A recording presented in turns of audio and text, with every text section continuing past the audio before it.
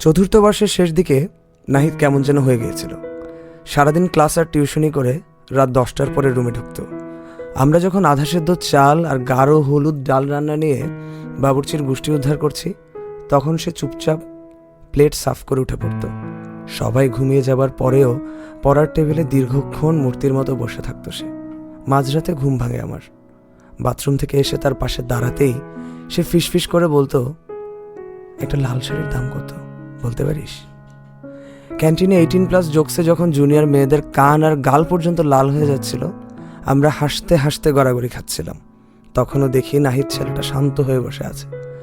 আর কেউ খেয়াল না করলেও আমি দেখতাম ছেলেটাকে। আড্ডা ভাঙতেই আমি ওর পাশে যেয়ে বসতাম।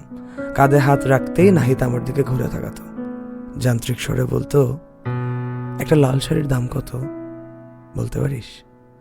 ঈদের আগে আগে তারাবি নামাজের পর থেকে সেহেরি পর্যন্ত ঘুরে বেড়াই আমরা মার্কেটে মার্কেটে। ঈদের বাজারে এক একজন আয়েশ মিটিয়ে বাজার করতে থাকি। প্রতিদিন রুমে এটা ওটা কিনে আনা হয়। অন্য রুম থেকে এসে জড়ো হয় অন্যরাও। তারপর সেই কাপড়ের মান ও গুণ যাচাই করা হয় খুব। নাহিদ এসব থেকে দূরে থাকে।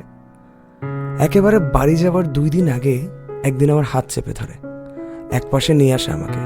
চাপা স্বভাবের নাহিদ আমাকে প্রায় নির্জন একটা করিডোরে এনে যেন ভারী গোপনীয় কোনো কথা বলছে এমনভাবে বলে, একটা লাল শাড়ির দাম কত?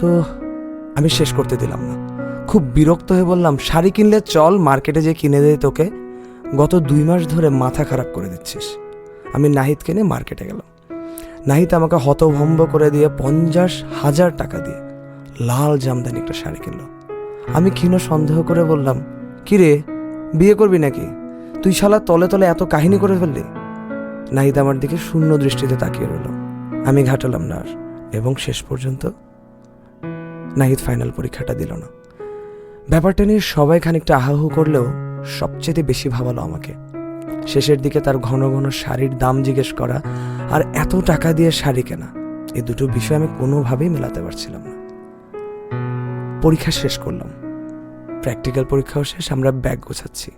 হোস্টেলের সিট ছেড়ে দিতে হবে। রুম ছেড়ে যেতে মায়া লাগছে বড়। বিকেলের দিকে মাঠের পাশে হাঁটছি, কাল সকালে চলে যাব। হঠাৎ দেখি দৌড়াতে দৌড়াতে রশনি আসছে। আমি রশনিকে দেখে খুব খুশি হলাম। আমাদের ভার্সিটির 2nd ইয়ারের মেয়ে, দেখতে বেশ ভালো। প্রথম বর্ষে নবীন বরণে আবৃত্তি করে বাহবা করিয়েছিল সবার। আমি ওসবের সাথে জড়িত বলে ভালো পরিচয় হয়েছিল তার সাথে, ফলে বিয়েতে দাওয়াত পেলাম। ঈদের পরপরই বিয়ে হয়ে গেল তার। নলা ডুবিয়ে খেয়েছিলাম। সেই খাবারের কথা চিন্তা করলে এখনো তৃপ্তির ঢেকুর তুলি। আমি রশনিকে কেমন আছো জিজ্ঞেস করতে নিলাম। সে বেশ উত্তেজিত। আমাকে হাঁপাতে হাঁপাতে জিজ্ঞেস করলো, নাহিদ ভাই কই? আমি বিস্ময় গোপন করে বললাম, ও তো ফাইনাল পরীক্ষা দেয় নাই। রশনি ঝরঝর করে কেঁদে ফেললো। আমার কাছে এসে ব্যাগ থেকে সেই লাল টুকটুক শাড়িটা বের করলো। শাড়িটা বাতাসে ঝাঁকাতে ঝাঁকাতে বলল, এটা উনি আমার বিয়েতে গিফট দিয়েছেন, আমি শিওর। আমি অবাক হয়ে জিজ্ঞেস করলাম, তোমাকেও শাড়ি গিফট দেবে কেন? সেও হাউ মাউ করে কাঁদতে লাগলো। তার কথা থেকে যে সারসংক্ষেপ পেলাম, সেটা শুনে আমি চোখের সামনে স্পষ্ট দেখতে পেলাম দৃশ্যটা। নাহিদ ভাই কিছু বলবেন? নাহিদ পায়ের নখের দিকে তাকিয়ে আছে। মেয়েটিকে তার ভালো লাগে। সে একটা ঢোক গিলে চুপ করে গেল। মেয়েটি আবার তাড়া দিল, কই কিছু বলছেন না যে? নাহিদ অনেক কষ্ট করে বলে, আমি আমি তোমাকে ভালোবাসি। মেয়েটি উচ্চস্বরে হেসে বলে, নাহিদ ভাই আপনি জানেন 4 মাস পরে আমার বিয়ে? নাহিদ মাথা নাড়ে, সে জানে। মেয়েটি ছোট বাচ্চাদেরকে যেভাবে বোঝায় সেভাবে বলে, একটা মেয়ের আজন্ম স্বপ্ন থাকে সে লাল টুকটুকে শাড়ি পরে বাপের বাড়ি থেকে শ্বশুর বাড়ি যাবে। মেয়েটি একটু থেমে যোগ করে, আপনি জানেন একটা লাল শাড়ির দাম কত? রাত বাড়ছে। আমি শুয়ে আছি খাটে। নাহিদের বিছানা শূন্য, টেবিল খালি।